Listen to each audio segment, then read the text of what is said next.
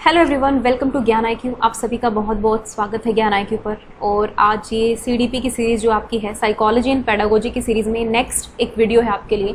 अब इस वीडियो में जो है मैं आज स्टार्ट कर रही हूँ लैंग्वेज डेवलपमेंट को। देखिए जो टॉपिक्स तो बहुत सारे हैं, लेकिन मैं थोड़ा सा अपने आप थोड़ा सर्टेन होके किसी ना किसी चीज़ पर और एक सीक्वेंस के साथ चलूँगी। ओके, तो सबसे पहले मैं लैंग्वेज डेवलपमेंट स्टार्ट कर रही हूँ। इसमें बहुत सारी चीज़ें आएंगी आपकी जो साइकोलॉजी और पेडागोजी का पार्ट होती हैं। तो सबसे पहले हम लैंग्वेज डेवलपमेंट को देखेंगे। यहाँ पर हम केवल KVS का पर्सपेक्टिव लेकर सिर्फ पेडागोजी पर फोकस ना करके DSSB को लेंगे साथ में। यानी कि अगर आप इन वीडियोज़ को देखते हैं तो ये आपके लिए DSSB के लिए भी फायदेमंद होगी और KVS के लिए भी। और KVS केवल PRT नहीं, KVS TGT के लिए भी बहुत फायदेमंद होंगी ये चीज़ें। ठीक है, KVS TGT PGT करना हो या DSSB का PRT एग्जाम है उसके लिए तो मोस्ट इंपॉर्टेंट वीडियो है। सो ये साइकोलॉजी की सीरीज में नेक्स्ट वीडियो है। इसमें हम लैंग्वेज डेवलपमेंट को देखेंगे और ये इसका आज पार्ट 1 है। इसको पार्ट्स में कवर करूंगी मैं। ठीक है, आज हम बेसिकली लैंग्वेज के बारे में बात करेंगे और इसके पर्सपेक्टिव्स के बारे में बात करेंगे, यानी कि कौन कौन से परिप्रेक्ष्य हैं जिनके अंदर लैंग्वेज डेवलपमेंट को समझा गया है। जैसे आपका बिहेवियरिस्ट पर्सपेक्टिव है, नेटिविस्ट पर्सपेक्टिव है, तो इन पर्सपेक्टिव को समझने की कोशिश करेंगे। आई होप कि आपको ये वीडियो पसंद आएगी। एंड अगर वीडियो पसंद आए तो प्लीज़ लाइक करना ना भूलें एंड साथ ही साथ सब्सक्राइब भी करें। चैनल को सब्सक्राइब ज़रूर करें क्योंकि इससे मुझे मोटिवेशन मिलता है। ओके, चलिए बिना किसी देरी के स्टार्ट करते हैं। And very important video for DSSB PRT exam. सबसे पहले लैंग्वेज की बात करेंगे। देखिए, लैंग्वेज डेवलपमेंट पर जाने से पहले ज़रा मैं आपसे थोड़ी बहुत लैंग्वेज के बारे में डिस्कशन करना चाहूँगी। देखिए, पूरे वर्ल्ड की बात करें तो 6000 से ज़्यादा भाषाएँ हैं जो बोली जाती हैं। ठीक है, हर लैंग्वेज का अपना एक अलग नज़रिया होता है। हर लैंग्वेज कल्चर जो है वो डिफर होती है एक तरह से, मतलब डिफरेंसेस होते हैं लैंग्वेज के अंदर। अगर मैं हिंदी स्पीकिंग स्टेट से हूँ तो मुझे हिंदी में बहुत अच्छे से आता है, मैं हिंदी में बात बहुत अच्छे से कर सकती हूँ। मेरे थॉट्स मेरे दिमाग में बहुत ऑटोमेटिक हो जाते हैं और इसलिए मैं बहुत फ्लुएंटली हिंदी बोल पाती हूँ। इसी तरह से कुछ लोग शायद साउथ से होंगे, वो केरला से हों, तो कहीं से भी हो तो वो अपनी लैंग्वेज को बहुत फ्लुएंटली बोल पाते हैं। यानी कि एक बात तो तय है कि हर कल्चर में जो भी लैंग्वेज यूज होती है उसका डायरेक्ट इम्पैक्ट होता है एक बच्चे के ऊपर। एक बच्चे को जिस कल्चर में पाला गया हो, जिस कल्चर में उसको बढ़ा गया हो, वो उसकी लैंग्वेज को बहुत ही इजीली ग्रैस्प कर लेता है अगर उसके सामने रिच एनवायरनमेंट दिया जाए उस लैंग्वेज का। तो इसका मतलब ये है कि हम ये नहीं कह सकते कि लैंग्वेज जो है वो कल्चर फ्री होगी। बिल्कुल, लैंग्वेज जो है कल्चर का ही एक पार्ट होती है, एक कल्चरल टूल का पार्ट होती है। और ये बहुत ही इफेक्टिव वे है। हम एक दूसरे से कम्युनिकेट करते हैं, उसके लिए हमें एक माध्यम की जरूरत होती है जो भाषा होती है। यानी कि अगर भाषा नहीं होगी तो हम एक दूसरे से कम्युनिकेट करने के लिए क्या यूज करेंगे। और देखिए, लैंग्वेज के अंदर केवल हमारी एक वर्बल लैंग्वेज नहीं आती है, यहाँ पर आपकी साइन लैंग्वेज भी आती है।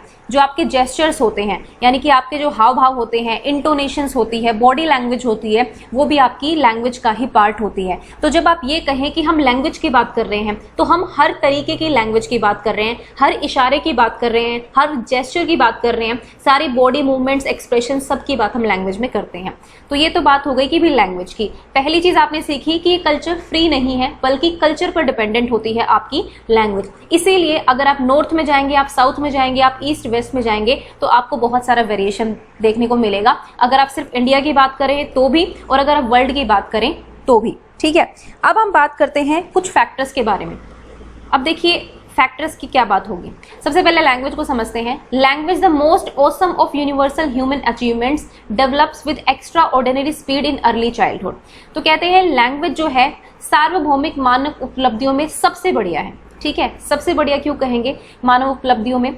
देखिए, अगर हम एनिमल से अपना कंपैरिजन करें तो क्या एनिमल्स प्रॉपर उनकी लैंग्वेज होती है क्या? मतलब ऑब्वियसली वो एक साउंड प्रोड्यूस करते हैं, उसके थ्रू ही वो चीज़ें समझते हैं।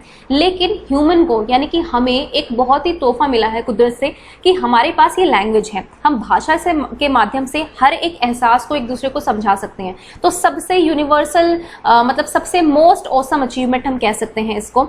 और इसका डेवलपमेंट अर्ली चाइल्डहुड में सबसे पीक पर होता है। ये मैं नहीं कह रही हूँ, ये मैं किताबों की बात बोल रही हूँ, थ्योरीज की बात बोल रही हूँ। कहते हैं कि अर्ली चाइल्डहुड पीरियड जो होता है सबसे गोल्डन पीरियड होता है अगर आपको लैंग्वेज सीखनी हो।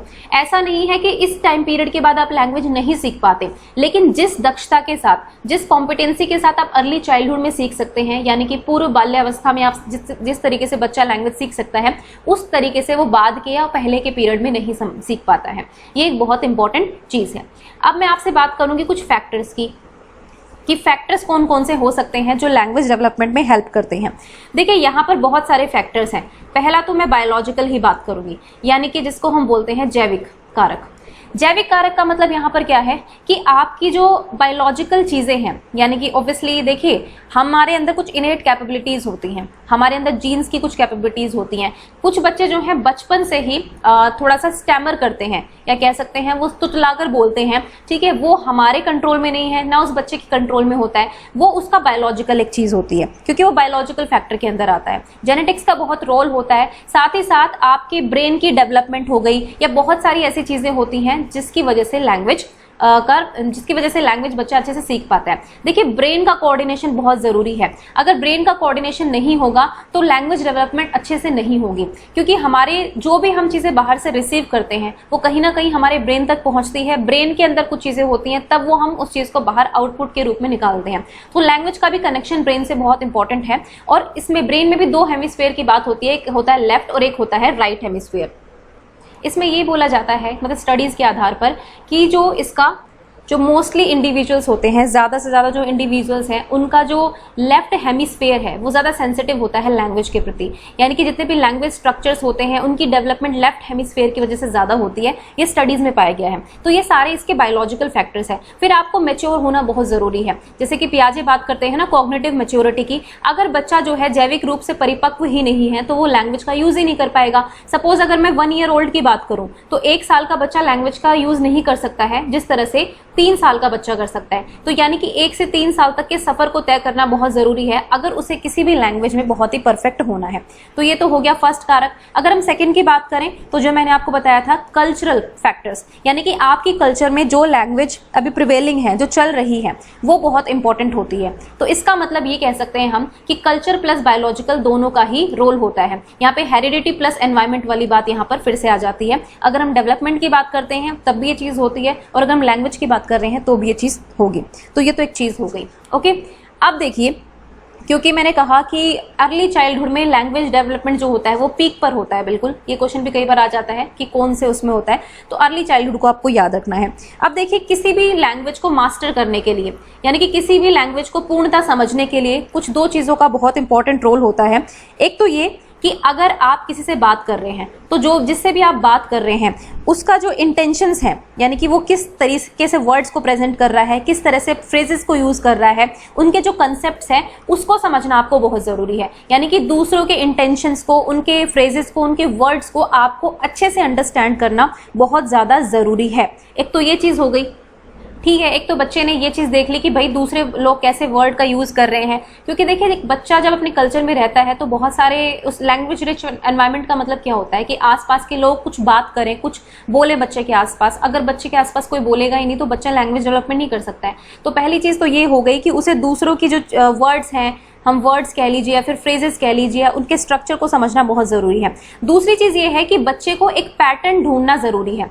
अगर वो दूसरों की बातों को सुन रहा है तो उसको ये ढूंढना पड़ेगा कि दूसरे किस तरह से किसी वर्ड को कह रहे हैं, किस तरह से किसी वर्ड का वो यूज कर रहे हैं, और वो किस तरह से कंस्ट्रक्ट कर रहे हैं ग्रामर को, है ना। जैसे कि मान लो पापा कह रहे हैं कि मैं खाना खा रहा हूं, मैं रोटी खा रहा हूं, तो बार बार ये मैं शब्द यूज हो रहा है, दैट मीन्स कि पापा अपने लिए यूज कर रहे हैं। ये वाली चीज जैसे एक एग्जांपल के लिए बता रही हूँ। तो पहली चीज तो है कि पहले तो क्लियरली सुनना चाहिए बच्चे को कि वो फ्रेज क्या है, वो किस चीज की तरफ इंडिकेट कर रहा है। दूसरा, उसके अंदर पैटर्न ढूंढना बहुत जरूरी है कि वो किस तरह के ग्रामेटिकल स्ट्रक्चर का यूज कर रहे हैं। जैसे अगर हिंदी की बात करें और इंग्लिश की बात करें तो दोनों का स्ट्रक्चर थोड़ा सा अलग है। एक में SVO सिस्टम होता है, एक में SOV सिस्टम होता है। S मतलब सब्जेक्ट, वर्ब और ऑब्जेक्ट, ये 2 चीजें हो गई, सब्जेक्ट, ऑब्जेक्ट और वर्ब। अगर मैं कहती हूं ही प्लेज क्रिकेट, है ना, वो क्रिकेट खेलता है, तो ही क्या है आपका सब्जेक्ट, प्ले आपका वर्ब है, और क्रिकेट जो है यहाँ पर आपका ऑब्जेक्ट हो गया। तो SVO सिस्टम हो गया आपका इंग्लिश का। लेकिन अगर हिंदी की बात करूं, मैं क्रिकेट खेलती हूं, है ना, क्रिकेट खेलती हूँ जो भी है, तो मैं क्या हो गया आपका सब्जेक्ट हो गया, क्रिकेट क्या है आपका ऑब्जेक्ट है, और खेलती हूँ आपकी वर्ब होगी। तो यहाँ पे खेल जो है आपकी वर्ब हो गई। तो हिंदी में देखिए SOV सिस्टम है और इंग्लिश में जो है आपका SVO सिस्टम है। तो इस सिस्टम को समझना भी बहुत जरूरी है। ये पैटर्न ही है जो बच्चे को समझना जरूरी होता है। दूसरी चीज ये है कि बच्चे जो है लैंग्वेज तब लर्न करते हैं जब उनकी कॉग्निटिव एबिलिटीज जो है, कॉग्निटिव एबिलिटीज यानी कि आप कह सकते हैं संज्ञानात्मक क्षमताएं, कह सकते हैं इसको, क्षमताएं विकसित हुई हों तभी वो लैंग्वेज को अच्छे से यूज कर लेता है। अपनी संज्ञानात्मक एबिलिटीज का यूज करके वो सेंस बनाता है इस पूरे वर्ल्ड की, और जो आसपास के एनवायरनमेंट में चीजें हो रही होती है, बोली जा रही होती है, वो उनकी सेंस बनाता है अपनी कॉग्निटिव एबिलिटीज के ऊपर ही, पैटर्न्स को देखकर, रूल्स को देख के, फिर एक से दो चीजों को इकट्ठा करके, मतलब बहुत सारी ऑर्गेनाइजेशन, ये सारी चीजें चलती रहती हैं बच्चे के उसमें। ठीक है, तो ये था लैंग्वेज का डेवलपमेंट जो है किस तरह से होता है, कहाँ से होता है, कौन से फैक्टर्स होते हैं, है ना। चलिए अब नेक्स्ट चीज देखते हैं। अब ये एक चीज इंपॉर्टेंट है, कंपोनेंट्स ऑफ लैंग्वेज। वैसे आपने इन चीजों के बारे में बहुत सुना होगा, इनको मैं डिटेल में करवाऊंगी। डिटेल समझते हैं कि किस तरह से फोनोलॉजिकल डेवलपमेंट होता है, किस तरह से ग्रामेटिकल डेवलपमेंट होता है, सिमेंटिक डेवलपमेंट किस तरह से होता है, प्रैग्मेटिक्स किस तरह से होता है। लेकिन आज की वीडियो में जस्ट इनका इंट्रोडक्शन दूंगी ताकि आपको चीजें समझ में आ जाएं। ओके, तो सबसे पहले हम बात करते हैं। तो देखिए, लैंग्वेज के बहुत सारे कॉम्पोनेंट्स होते हैं, बहुत सारे घटक होते हैं। कोई भी लैंग्वेज, ऐसा नहीं है कि हमने लैंग्वेज शब्द यूज कर लिया तो बस इसी से हम उसका मतलब निकालेंगे। इसके सब सिस्टम्स को हमें समझने की जरूरत है, यानी कि जो इसकी उप प्रणालियां हैं उनको भी समझने की जरूरत है, जिनका मीनिंग से, साउंड से, ओवरऑल स्ट्रक्चर से और दिन प्रतिदिन किस तरह से उस चीज का यूज किया जा रहा है उसको हम समझ पाए। तो बेसिकली 4 इसके सब सिस्टम्स होते हैं। बेसिकली 4 होते हैं, वैसे कहें तो 5 भी बोल सकते हैं आप, कई किताबों में आपको 5 लिखा होगा, कोई प्रॉब्लम नहीं है। सबसे पहला होता है फोनोलॉजी। फोनोलॉजी मीन्स ध्वनि विज्ञान। सेकंड होता है इसका ग्रामर यानी कि व्याकरण, जिसके अंदर 2 और सिस्टम्स आते हैं, मॉर्फोलॉजी एंड सिंटैक्स। उसके बाद आता है आपका सिमेंटिक्स यानी कि अर्थ विज्ञान, और लास्ट में आता है आपका प्रैग्मेटिक्स यानी कि उपयोगितावाद। आप किसको कह सकते हैं कि आप लैंग्वेज को यूज किस तरह से कर रहे हैं। तो इनके बारे में थोड़ी थोड़ी बात आज कर लेते हैं, उसके बाद हम डायरेक्ट पर्सपेक्टिव। सबसे पहले बात करते हैं फोनोलॉजी की, यानी कि ध्वनि विज्ञान की। तो देखिए, इसका जो सरोकार होता है वो साउंड से होता है, यानी कि ध्वनियों से होता है।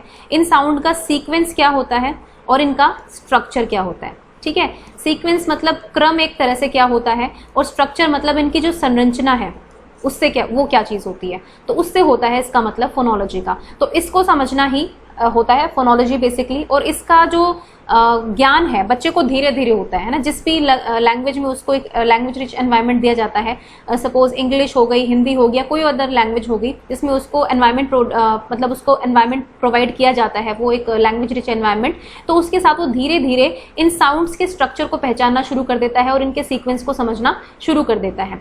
ठीक है, जैसे इंग्लिश में अलग होता है, हिंदी में अलग होता है। हिंदी में अगर राइमिंग वर्ड्स को देखेंगे, राइम्स को देखोगे, तो उनकी साउंड्स का एक अलग ही स्कोप होता है, फिर इंग्लिश में एक अलग होता है। तो इनमें डिफरेंशिएट करना भी बच्चा सीख जाता है धीरे धीरे। मतलब अगर मैं इंडिया की भी बात करूं तो आप नॉर्मल स्कूल में भी जाते हो तो हिंदी और इंग्लिश दोनों लैंग्वेज से बच्चा इंट्रोड्यूस हो जाता है, लेकिन इन दोनों का अलग साउंड सिस्टम है, इस चीज को भी वो बच्चा समझ जाता है। तो ये फोनोलॉजी जो है वो साउंड सिस्टम से डील करती है बेसिकली। ओके, नेक्स्ट है आपका ग्रामर। ग्रामर के अंदर मैंने कहा था 2 चीजें आती हैं। ग्रामर आपको सभी को पता है कि इसमें हम बहुत सारी चीजें पढ़ते हैं। ग्रामर उसमें वर्ब के रूल्स क्या होते हैं, फिर हम पार्ट्स ऑफ स्पीच पढ़ते हैं, बहुत सारी चीजें पढ़ते हैं। तो ग्रामर बेसिकली व्याकरण बहुत जरूरी होती है किसी भी लैंग्वेज को सीखने के लिए। इसके अंदर 2 तरह की चीजें होती है, एक तो होती है मॉर्फोलॉजी और एक होती है सिंटैक्स। अच्छा, एक छोटी सी चीज और बताऊंगी यहाँ पर, फोनीम जो होती है वो स्मॉलेस्ट यूनिट ऑफ साउंड होती है। ये क्वेश्चन कई बार आ जाता है डायरेक्ट। फोनीम्स है ना, जैसे ला हो गई, रा हो गई, इस तरह से ये फोनीम्स होती है, स्मॉलेस्ट यूनिट होती है साउंड्स की। अब ग्रामर की बात कर रहे हैं तो मैंने कहा मॉर्फोलॉजी एक कंपोनेंट हो गया इसका, और दूसरा हो गया इसका सिंटैक्स। सबसे मॉर्फोलॉजी जो है ये बेसिकली आपके वर्ड से डील करती है, जैसे कि इसमें ये फोनोलॉजी जो है साउंड से रिलेटेड थी, इस तरह से मॉर्फोलॉजी वर्ड से डील करती है, उनके स्ट्रक्चर से डील करती है। देखिए, कोई भी वर्ड जो बनता है, इसके पहले मैं आपको एक चीज बताना चाहती हूँ, मॉर्फीम। मॉर्फीम क्या होती है? मैंने फोनीम के बारे में आपको बताया था कि फोनीम क्या होती है, स्मॉलेस्ट यूनिट ऑफ साउंड होती है। इसी तरह से जो मॉर्फीम होती है वो होती है smallest unit of meaning in speech, है ना। यानी कि आपको कोई भी वर्ड फॉर्म करना है, उसका मीनिंग निकालना है। जैसे मैंने डॉग्स आपके लिए एक शब्द लिख दिया यहाँ पर, डॉग्स। ठीक है, तो यहाँ पर डॉग भी मॉर्फीम है और ये एस भी मॉर्फीम है। इन दोनों को कनेक्ट करने से एक नया मीनिंग निकल कर आ जाता है इस वर्ड का। यानी कि डॉग का मतलब एक सिंगल डॉग की बात हो रही है, लेकिन जब ये मॉर्फीम इसके साथ ऐड हो गई तो ये क्या बन गया, डॉग्स। यानी कि डॉग्स जो है यहाँ पर एक से ज्यादा डॉग्स की बात हो रही है। तो यानी कि मॉर्फीम जो है बहुत ही स्मॉलेस्ट यूनिट होती है मीनिंग की, किसी भी स्पीच में वर्ड की मीनिंग की। ओके, यानी कि अपने आप में इनका एक मीनिंग होता है। जैसे कि डॉग है, डॉग का अपने आप में एक मीनिंग है, और ये ऐसी मॉर्फीम्स भी होती है जैसे एस वाली होगी, पीछे आईएनजी ऐड करने वाली होगी, ईडी ऐड करने वाली होगी, जिनसे लगकर जो है ये एक मॉर्फीम से लगकर उसके बाद इसके पूरे वर्ड का जो है एक मीनिंग चेंज कर देती है एक तरह से।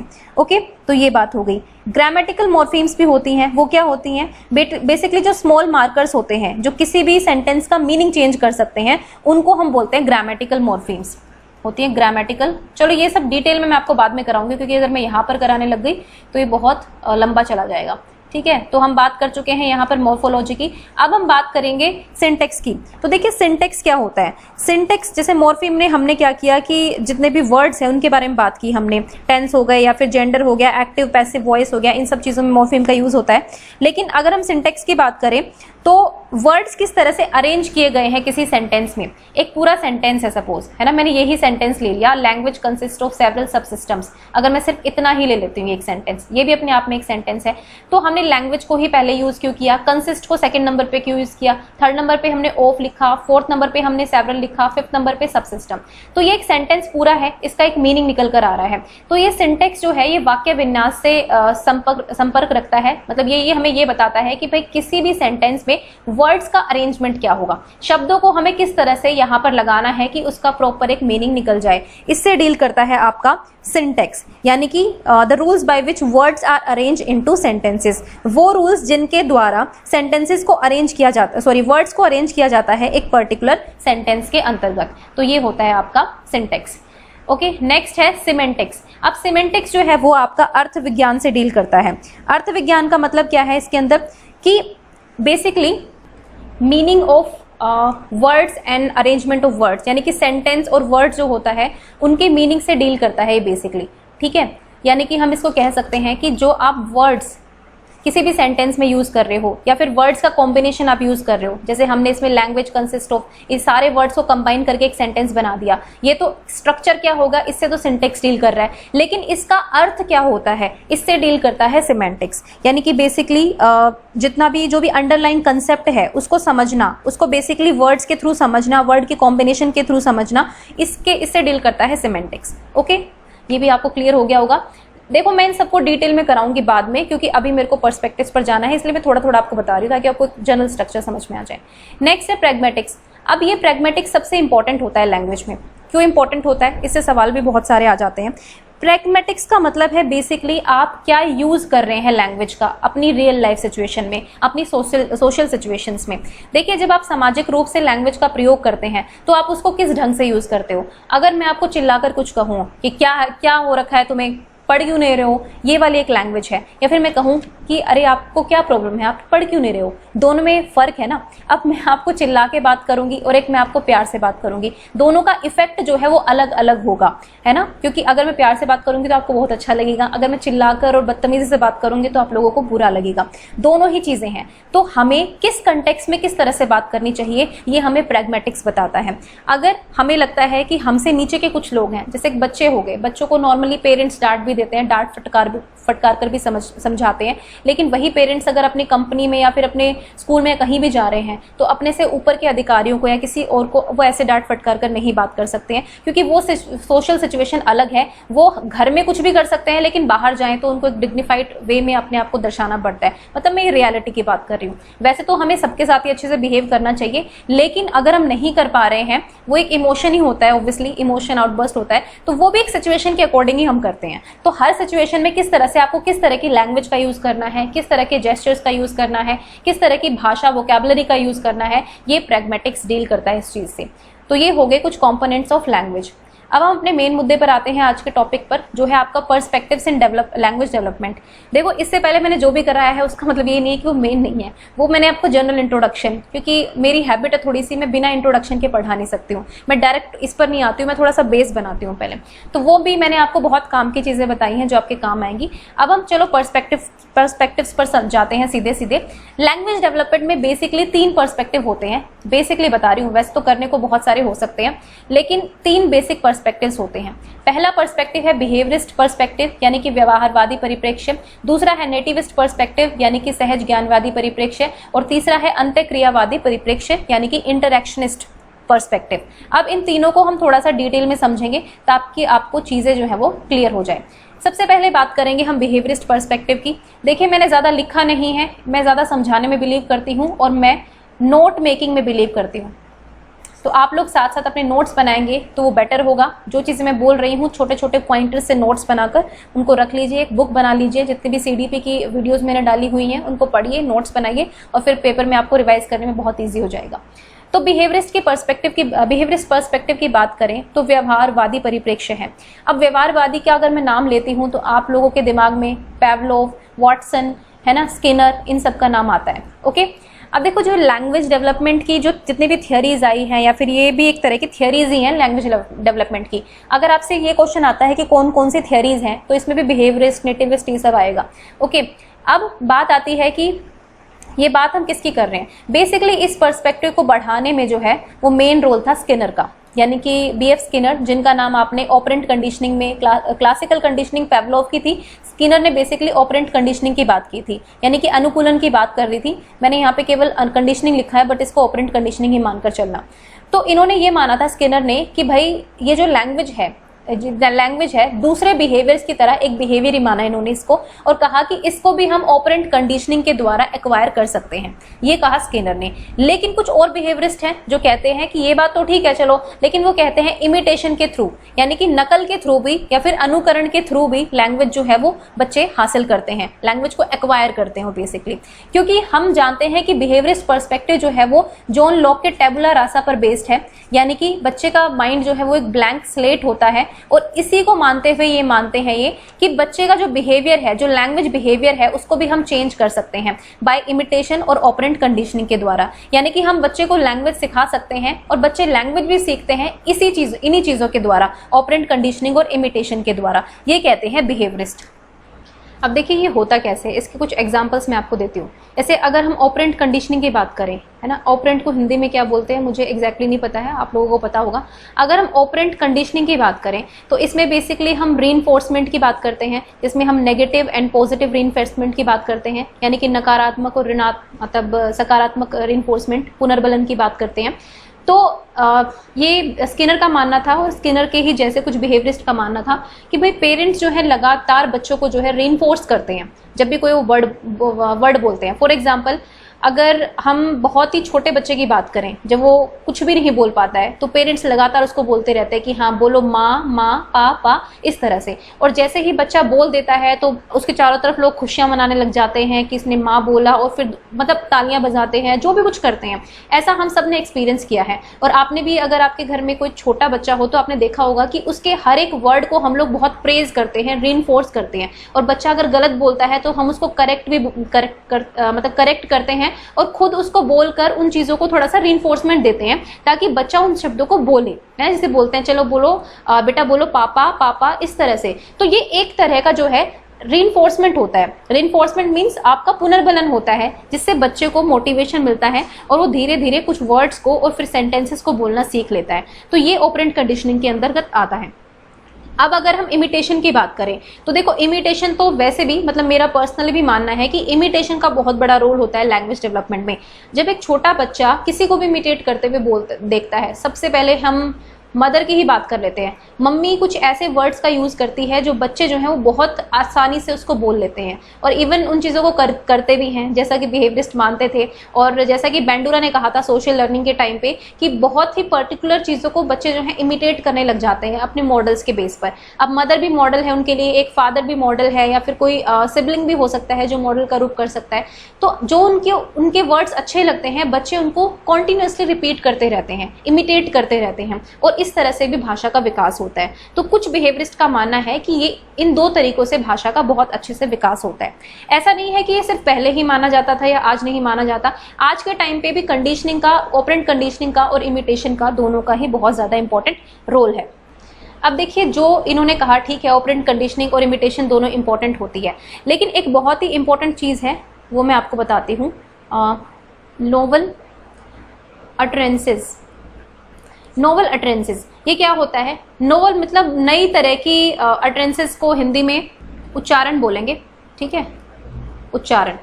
कई बार क्या होता है कि हम बच्चों को जो चीज़ वो इमिटेट करके बोल रहे हैं या फिर जो ऑपरेंट कंडीशनिंग के थ्रू कर रहे हैं, उनके अलावा बच्चे कुछ नोवल अटेंसेस प्रोड्यूस करते हैं, यानी कि कुछ ऐसे उच्चारण करते हैं जो बच्चों ने कभी पहले सुनी ही नहीं थी और ना हमने कभी उनको कहते हुए सुना है कहीं भी। मतलब ऐसी चीजें जो बच्चे धीरे धीरे अपने आप ही डेवलप कर लेते हैं। ओके, ये मानना था जो इसको क्रिटिसाइज करते हैं। वो कहते हैं अगर ये नोवल अटेंसेस जो है बिल्कुल नई होती हैं, जो बच्चा कभी भी आपके सामने बोल सकता है और इनको सुनने के बाद हमें लगता है कि ये उसने कहाँ से सीखी, तो बच्चे के माइंड में यानी कि उसके दिमाग में कुछ ना कुछ ऐसी चीज तो है ही जो केवल इमिटेशन और कंडीशनिंग पर काम नहीं करती है जब लैंग्वेज की बात आती है। तो इन्हीं के बिल्कुल ऑपोजिट में एक पर्सपेक्टिव आया था, नेटिविस्ट पर्सपेक्टिव, जिसको नोम चॉम्स्की ने मतलब बताया था। तो बिहेवियरिस्ट पर्सपेक्टिव का क्रिटिसिज्म ये है कि आप केवल इमिटेशन और कंडीशनिंग की तो बात कर रहे हैं, लेकिन आप उन चीजों के बारे में क्या बोलेंगे, बच्चे की जो वोकैबुलरी हो गई या फिर बच्चे का जो एक स्ट्रक्चर हो गया लैंग्वेज को बोलने का, कि वो धीरे धीरे धीरे इतने लैंग्वेज के इतने कॉम्प्लेक्स स्ट्रक्चर को सीख जाता है, उसके बारे में आप क्या बोलेंगे? क्या वो केवल इमिटेशन और कंडीशनिंग के बेस पर होता है? तो फिर इसका आंसर ऑब्वियसली नो ही होगा, क्योंकि केवल ये दो फैक्टर उसमें इन्वॉल्व नहीं होते, बल्कि कुछ ऐसा ऑफ कोर्स किसी बच्चे के दिमाग में होता है या ह्यूमन बींग्स के दिमाग में कुछ ऐसा सिस्टम तो होता ही है कि उसके थ्रू वो एक कॉम्प्लेक्स लैंग्वेज के स्ट्रक्चर को भी सीख जाता है। तो वही हम देखेंगे, क्योंकि मैंने आपको बताया था कि लैंग्वेज जो है वो केवल इमिटेशन या कंडीशनिंग का पार्ट नहीं है, उसके बहुत सारे कंपोनेंट्स होते हैं जिनको हम पहले डिस्कस कर चुके हैं। उन कंपोनेंट्स को बच्चा कैसे सीखता है, तो इसका जो है आंसर दिया नेटिविस्ट पर्सपेक्टिव ने, यानी कि सहज ज्ञानवादी परिप्रेक्ष्य ने। जो नेटिविस्ट पर्सपेक्टिव है इसके मुख्य कर्ता धर्ता है नोम चॉम्स्की, और इनका रोल जो है लैंग्वेज डेवलपमेंट में बहुत इंपॉर्टेंट है। इनके बारे में क्वेश्चन भी कई बार पूछे गए हैं, तो आपको इनको पढ़ना है बहुत अच्छे से। तो देखिए, लिंग्विस्ट थे बेसिकली जो नोम चॉम्स्की थे, और इन्होंने कन्विंस किया सारे साइंटिफिक कम्युनिटी को कि भाई बच्चा जो है अपनी लैंग्वेज लर्निंग की रिस्पॉन्सिबिलिटी जो है बहुत हद तक खुद ही लेता है। इमिटेशन का, कंडीशनिंग का, इन चीज़ों का इतना ज़्यादा रोल नहीं होता है। इवन माना जाता है कि स्किनर और नोम चॉम्स्की के बीच में डिबेट जो है हमेशा से चलती रहती थी। तो हम ये कह सकते हैं कि नोम चॉम्स्की जो है एक इनेट एबिलिटी की बात करते हैं। इनेट एबिलिटी, इसको इंग्लिश में इनेट एबिलिटी बोलेंगे, या फिर इसको हम हिंदी में सहज क्षमता कह सकते हैं। सहज क्षमता या फिर इनेट एबिलिटी, यानी कि बच्चे के दिमाग में ऑलरेडी कुछ ना कुछ ऐसा सिस्टम फिक्स होता है जिसकी वजह से वो इतने कॉम्प्लेक्स लैंग्वेज के स्ट्रक्चर को बहुत आसानी से सीख जाता है। तो वो क्या होता है, इसके बारे में इन्होंने बोला लैड सिस्टम, यानी कि लैंग्वेज एक्विजिशन डिवाइस। और एक और टर्म की बात है यूनिवर्सल ग्रामर, ठीक है, यूनिवर्सल यानी कि सार्वभौमिक व्याकरण की बात इन्होंने की है। फिर लैंग्वेज एक्विजिशन डिवाइस की इन्होंने बात की है कि लैड सिस्टम जो है बच्चों के दिमाग में ऑलरेडी प्रेजेंट होता है, उस सिस्टम को एक्टिवेशन मिलता है हमारे एनवायरनमेंट से।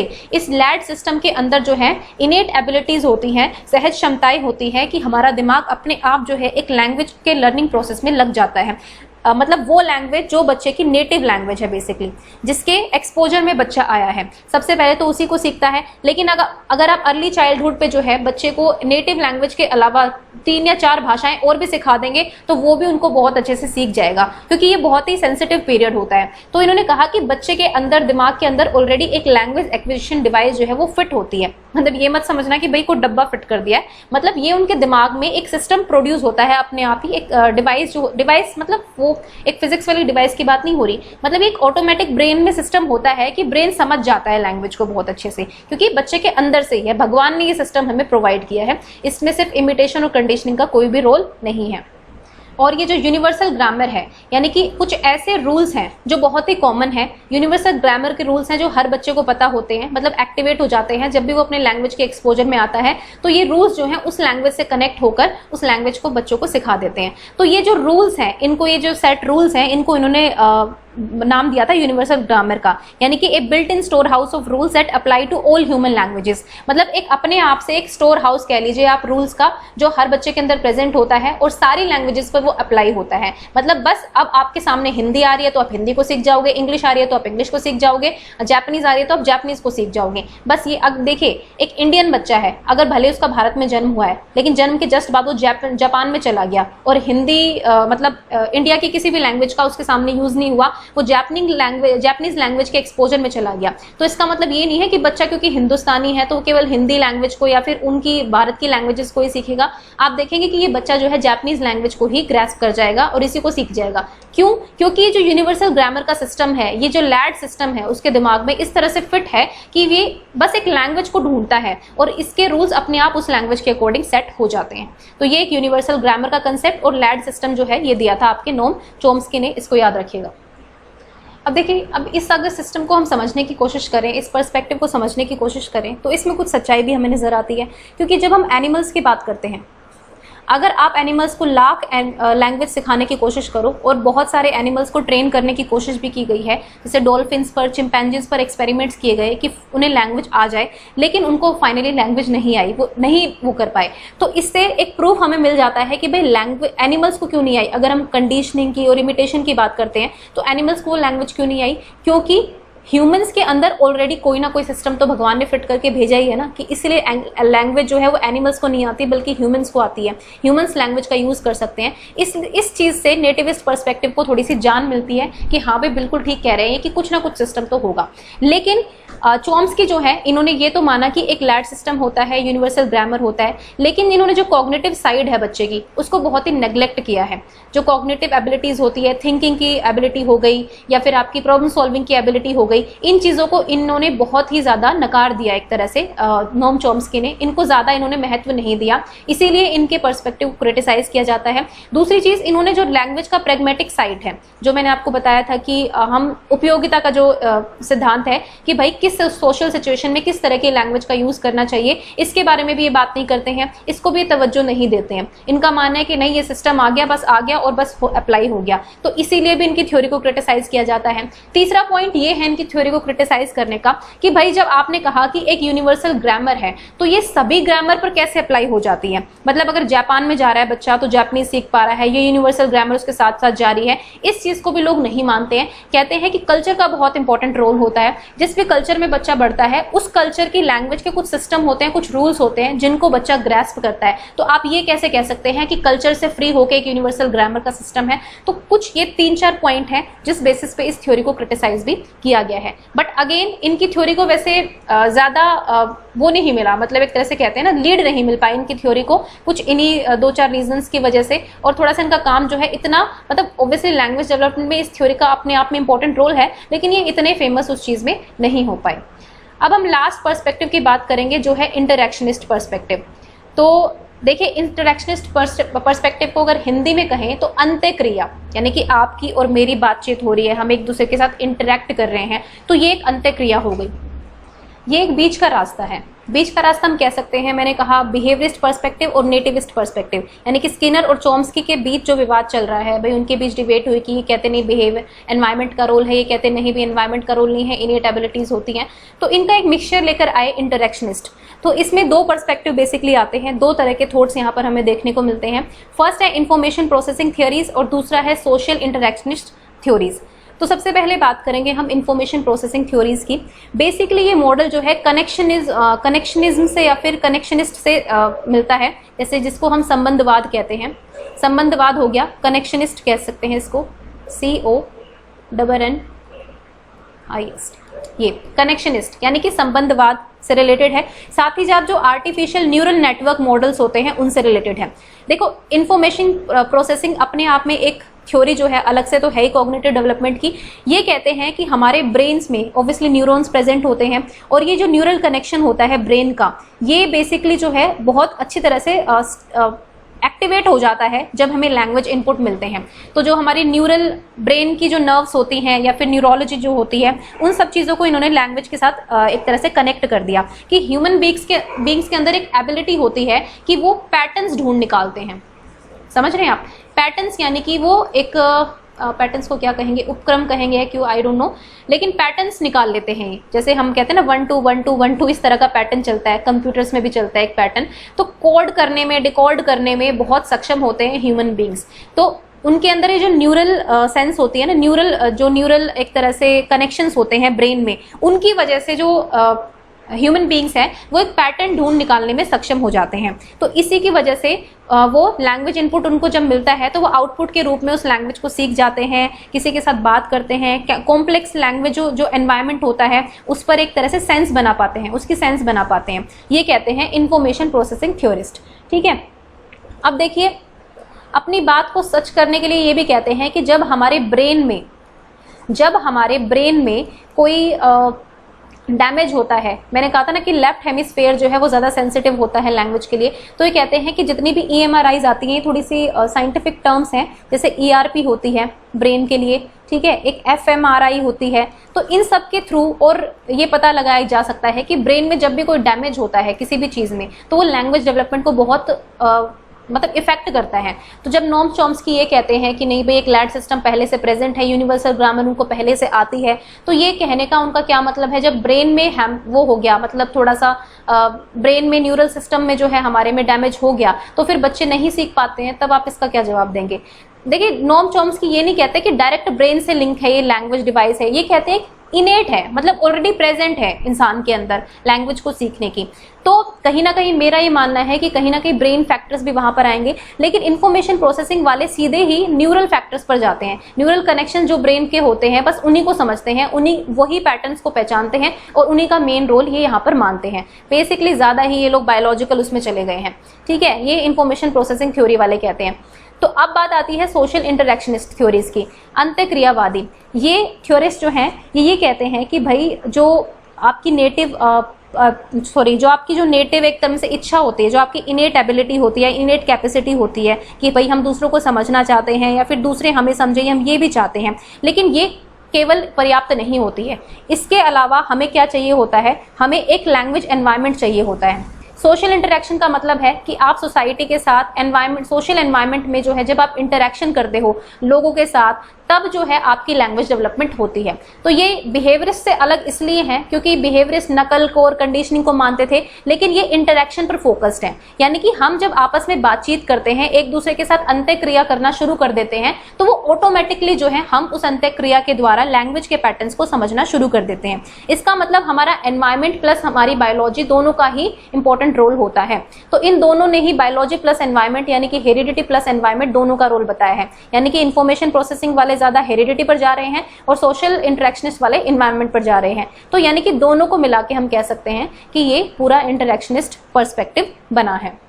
यहाँ पर एक मैं पियाजे का एक बहुत ही इंपॉर्टेंट चीज आपके लिए बताना चाहूंगी। पियाजे ने एक टर्म का यूज किया था, कॉग्निट कॉन्फ्लिक्ट। ठीक है, देखिए उन्होंने कहा था कि जब दो पीयर्स, सेम एज ग्रुप के पीयर्स जो होते हैं, आपस में कुछ डिबेट कर रहे हैं किसी भी मुद्दे पर, या चलो मैं अपनी फ्रेंड के साथ डिबेट कर रही हूँ, ठीक है, मैं कहती हूँ कि नहीं भाई कौन सी गवर्नमेंट बेस्ट है, कांग्रेस बेस्ट थी या फिर बीजेपी बेस्ट थी, हम दोनों डिबेट कर रहे हैं। हम जब डिबेट कर रहे हैं तो हम तर्क कर रहे हैं, हम वितर्क कर रहे हैं। इस तर्क वितर्क के बीच में हमारा इंटरेक्शन हो रहा है और इस इंटरेक्शन की वजह से क्या हो रहा है, हमारे दिमाग में कॉग्निटिव कॉन्फ्लिक्ट भी क्रिएट होता है। क्योंकि वो अगर मैं उनकी बात को नहीं मानती हूँ, वो कुछ मुझको मतलब तर्क देती हैं या फिर मैं उनको कुछ तर्क देती हूँ जो मुझे बहुत वैलिड लगते हैं लेकिन मैं मानना नहीं चाहती हूँ, इससे मेरे दिमाग में जो है कॉग्निटिव कॉन्फ्लिक्ट भी क्रिएट हो जाता है कि नहीं मेरा पॉइंट प्रूव करना है मुझे। तो इस बहसबाजी से भी आपकी लैंग्वेज डेवलपमेंट इंप्रूव हो रही है। तो हम ये नहीं कह सकते कि केवल एक ही चीज होती है जिससे लैंग्वेज डेवलपमेंट होता है। ना तो हम अकेले चॉम्स्की को जिम्मेदार मानेंगे, ना ही हम इंटरेक्शनिस्ट को मानेंगे ज्यादा, ना ही हम बिहेवियरिस्ट को। हम ये कह सकते हैं कि सारे पर्सपेक्टिव मिलकर जो है वो एक हिस्सा वहां से ले लिया, एक हिस्सा वहां से ले लिया और इस तरह से लैंग्वेज डेवलपमेंट होती है। अब कल को जो है कोई और भी एक थ्योरी लेकर आ जाए लैंग्वेज डेवलपमेंट की, तो हमें उसको भी थोड़ा सा समझने की जरूरत होती है। तो देखिए कोई भी पर्सपेक्टिव आता है तो उसका क्रिटिसिज्म जो है उसके साथ ही आता है। तो इस तरह से हम ये कह सकते हैं कि ये सारे पर्सपेक्टिव जो है लैंग्वेज डेवलपमेंट को समझने में बहुत ही ज्यादा हेल्पफुल होते हैं। ठीक है, तो आई होप कि आपको ये तीनों चीज़ें जो है वो समझ में आ गई होंगी। तो आज की वीडियो में हमने बेसिकली लैंग्वेज के पर्सपेक्टिव्स की, लैंग्वेज के कंपोनेंट्स की बात करी है और वीडियो काफ़ी लंबी हो रही है तो इसको ज़्यादा लंबा नहीं करेंगे। इसी के साथ वीडियो को एंड करते हैं। आप इसको समझिए, थोड़ा सा खुद भी पढ़िए, अगर आप पढ़ना चाहते हैं नोट्स मेकिंग कीजिए और अपने नोट्स को रिवाइज जरूर करते रहिए। Multiple revision is very very very important. Okay, and thank you for watching ज्ञान IQ। एंड प्लीज़ कुछ लोग ये कहते हैं कि हमें नोटिफिकेशन नहीं मिलता है, आपका टाइमिंग पता नहीं चलता है। तो टाइमिंग मेरा कोई टाइम फिक्स नहीं है एक्चुअली, क्योंकि डिपेंड करता है कितना टाइम मिलता है, उस हिसाब से वीडियो बनती है, उस हिसाब से मैं अपलोड कर देती हूँ। बट आप टेलीग्राम चैनल को ज्वाइन कर सकते हैं, डिस्क्रिप्शन में लिंक होगा। दूसरी चीज़, आप जब सब्सक्राइब करते हैं तो आप बेल ऑफिशियल जो पर्सनल नोटिफिकेशन है उसको बेल आइकन को दबा लिया करो, ताकि आपको पर्सनली नोटिफिकेशन मिल जाए। थैंक यू फॉर वॉचिंग ज्ञान IQ।